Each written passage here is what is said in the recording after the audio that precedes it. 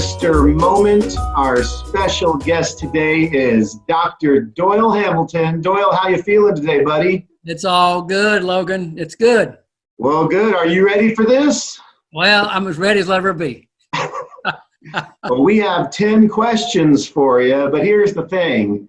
You're usually the one asking the questions, but today you're on my couch. So I am bringing in some professional interrogators to help me out with these questions. Come on in, guys. I can't wait. I just can't wait.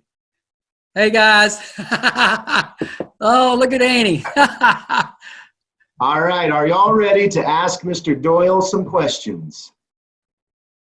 Y'all ready? All right. For those who have not seen one of these videos, Doyle is unaware of the 10 questions he's about to get asked. This is a way for us to get to know him a little bit better than we normally can. So, our first question, number 1, comes from Levi.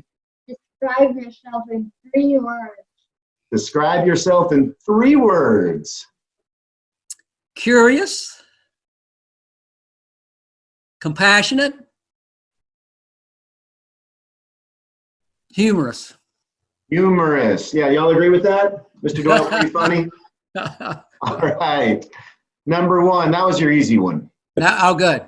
I kind of expected that one because all the other ministers got the same. Yeah, it's kind of our staple. So. All right. No one else has gotten this one, though. Number 2, Ellie. What was the best and worst thing about growing up in Louisiana? Ooh, the best thing. I grew up on a Louisiana bayou.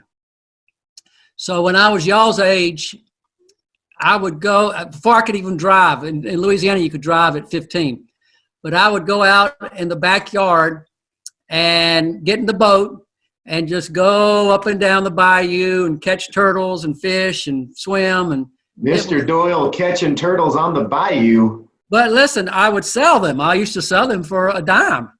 And then the local dime store would sell them for, I don't know, 50 cents, but I'd sell them to the local dime store. That is something I did not know about you. That was the best thing, right? That was the best thing. The worst thing? Ooh, I would say there's a lot of poverty in Louisiana. You know, I grew up on the good side of town, and I was able to go to the best school. But there are a lot of kids in Louisiana that were on the south side that didn't have a lot of opportunities. So there's a lot of poverty, and I didn't realize it at the time, but when I go back and visit, I realize that there are a lot of families that are really struggling. Yeah, you are compassionate. I would have said humidity. No, but humidity is bad. It is bad. All right. Well, that was a good answer. Number 3. Who would you rather have as a therapy patient? Hannibal Lecter, Darth Vader, or the Joker? Ooh, I think the Joker would be the most challenging. Why is that? Because, you know, some would say that laughter is a defense. It's a way to protect yourself or to deal with the stresses of life. So it would trigger some of my curiosity. You know, if you talk to stand-up comedians, they talk about how they see humor in their pain. I don't know if you ever read articles about stand-up comedians, but they talk about their pain, and they also find a way to laugh about it. So it's kind of a mixed bag. A lot of walls you'd have to break down, huh? It'd be a challenge. Doyle counseling the Joker. That'd be a good one. Yeah, that'd be fun. All right, number 4, Levi. When you were a kid, what did you want to be when you grew up? Well, Levi, at one time I thought I'd be a politician. Oh, man. Yeah, I did. And then when I was in high school, I said, well, I might do ministry. That might be something that kind of cool. And then when I was in college, I decided that I wanted to be a minister. So at one time, well, when I was your age, I thought I'd be a doctor like my dad. And so I had that in my mind for probably 10, 15 years. And then I shifted to ministry when I was in college. All right. Politics to ministry. They're kind of similar in some Yeah, more than we like to admit, I guess. more than we like to admit. That's true. All right. That leads us into our next question from Ellie. All right, Miss Ellie. What is your biggest influence in ministry? The biggest influence in ministry. It had to be my mentor, who is now in Texas.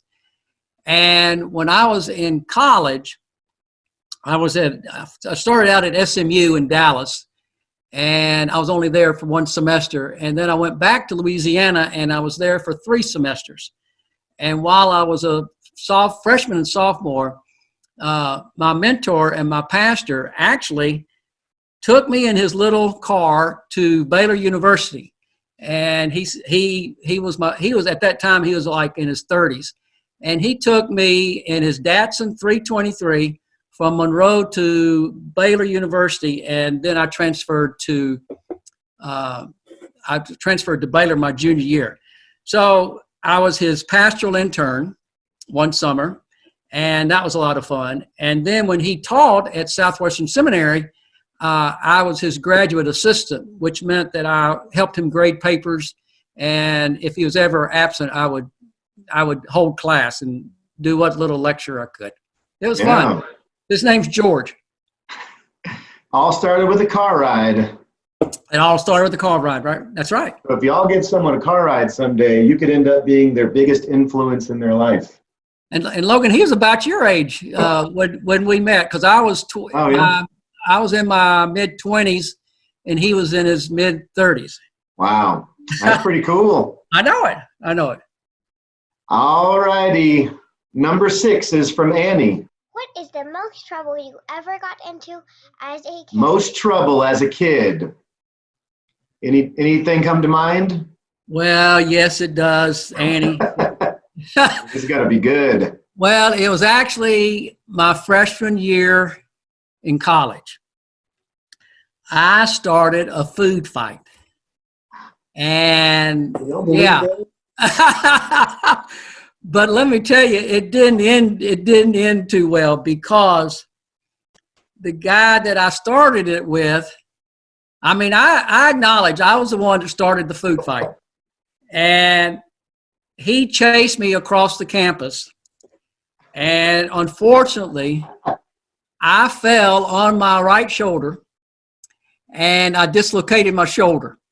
So when I turn over in bed at night, I think about the stupid food fight that I started when I was in college, and I'm still paying for it today. You still have pain from starting a food fight and running and falling? My shoulder, sometimes it does hurt. But let me give you some advice, kids. Don't start a food fight. There you go. You'll still be feeling it. Oh, that's a good one right there. Can y'all imagine Doyle starting a food fight? He needs to do that on Wednesday night one night. Oh, I can't believe I did that. But I did. I honestly did it. All right, number 7. For those who don't know, you are becoming a grandfather later this summer. On a scale of 1 to 100, how excited are you about this? It's off the chart. I am so excited. I'm getting my backyard cleaned up. It's a little boy. I don't know his name, but it's a little boy. And I'm getting my backyard cleaned up so we can play out in the backyard. Oh, that'll be fun. Do you have a name in mind you want? Well, whatever they choose is fine. I'm going to work really hard to be a good father-in-law and a grandfather. That's so whatever good. they want. I think the politically correct answer is whatever they want. It's fine with me. There you go. That's exciting. All right. Number 8 is from Ellie. She has a little psychoanalysis for you. Okay. All right. If you were a kitchen appliance, what would you be and why? An appliance? If you were a kitchen appliance, what would you be and why? We're digging deep now. Well, I'll tell you what comes to my mind. I don't know what this says about me, but a blender comes to my mind.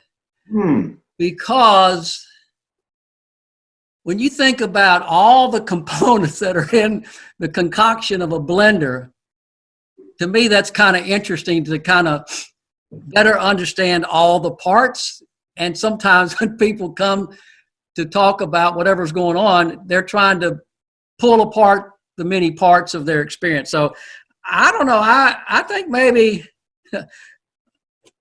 Doyle is the blender of life. That's beautiful. the blender kind of comes to my mind. Hey, I'll take it. These are your questions. Now, So. Ellie, how'd you think of that question? Well, I came up with it. She just. That's a good one. That's a good one. See, I'm a freezer because I have no emotions. I'm ice cold. Oh, okay. And I'm a helper, so There you go. I don't know what that would be. You're an oven. You're so warm to be around. Ah, There you go. All right, number 9 is from Levi. all right, Mr. Levi. What is your favorite Wednesday night dinner and dessert? Favorite what? Favorite Wednesday night dinner and dessert. Ooh, I got a lot of them. Gotta choose. I like them all. I really do. I really love the pot roast. I thought the pot roast is mighty good. And let's see, I think doesn't Penny make key lime pie? Oh, I believe that's on the rotation. I love key lime pie. I love key lime pie. That's a good one. Yeah. We miss those dinners on Wednesday nights. I'm missing them bad. All right, this is your final question, and it comes from Annabelle. Who is your favorite kid at church and why? Favorite what? Who is your favorite kid at church and why? Annie, I love that question. That's a great question. There's a politician for you over here. I know it. Well, I think Dr. Head had a good answer. He said, I love them all. And, that's the truth. I do love all the kids. I miss all the kids. I didn't realize how much I missed all the kids. But on Sunday and on Wednesday night, it's just not the same when they're not around our kid friends. That's true. We miss seeing you too. So do y'all miss seeing Mr. Doyle? Yeah. Thank y'all for participating. Now, Joe didn't get to participate. No, that's not a good idea, unfortunately. So, well, we thank you for putting up with our questions. Thanks for helping me out, kids. You did good. Okay, now, next time we have dinner on Wednesday night, I get to ask y'all questions. Uh-oh, that's only fair. Yes. Okay. All right. Love you guys. All right. Y'all have fun. See ya. Thank you. Thank you, Logan.